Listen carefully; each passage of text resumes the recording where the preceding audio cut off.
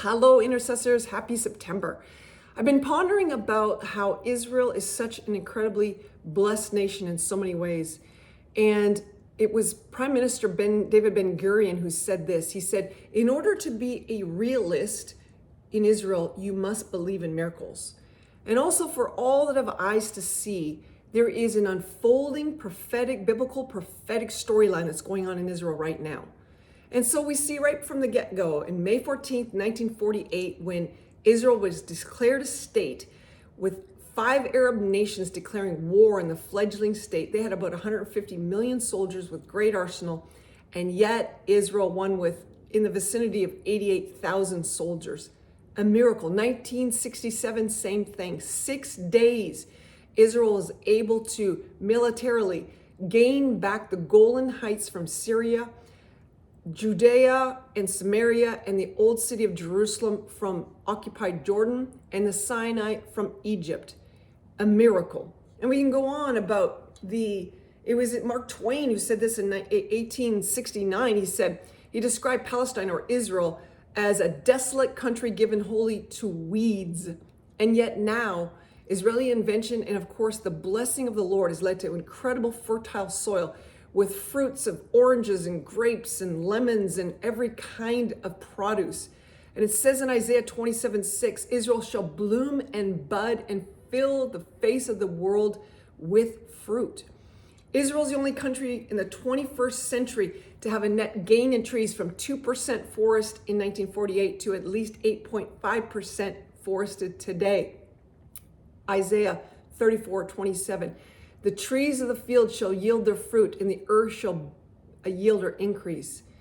Israel, with its innovation nation, is incredible when it comes to innovation. In terms of medical technology, we could go on. Some of these things are astounding. A swallowable medical camera called PillCam, or Rewalk, a battery-packed exoskeleton, or Sniff Phone, a device that can smell disease.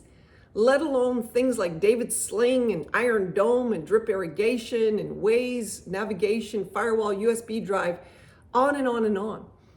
And Israel is second in the world to the US in the NASDAQ listed companies, and also has the most startup companies of any nation outside of Silicon Valley in the United States. It says in Daniel 12 verse 4 that at the time of the end, knowledge shall increase. All of this is even more astounding given the fact that Israel is only a nation for 75 years. And in Judaism, we know about tikkun olam, which refers to performing acts to help better the world or repair the world. Yet what is causing this productivity? Back to the Abrahamic covenant of Genesis 12 and 15 and 13 and 17, which speaks of God's eternal covenant with Abraham, where he says, I'll make you a great nation. I will bless you and make your name great, and you shall be a blessing. I will bless those who bless you, and I will curse him who curses you, and all the families of the earth will be blessed because of you. And to your descendants, I'll give this land.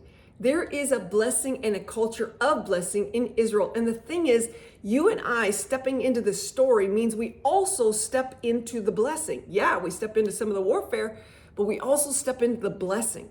And you know, the Lord is raising up this promise of a watchman on the wall, an army of intercessors, and that's you and that's me. But we also get the Psalm 122, 6 and 7. Pray for the peace of Jerusalem. May they prosper who love you. Peace be within your walls, prosperity within your palaces. You know, American Prophet recently said that, hey, if you start giving to Israel, you're going to find financial blessing. I know that, and many of you know that. Many of you know that from giving to USIEA and JH Israel. And the thing is, it's really the Aaronic blessing, that the Lord may bless us and prosper us, them, the Jewish people, the state of Israel, and us, make his face to shine upon us and give us peace. So what we want to do is we want to step into the story, and let's step into the blessing.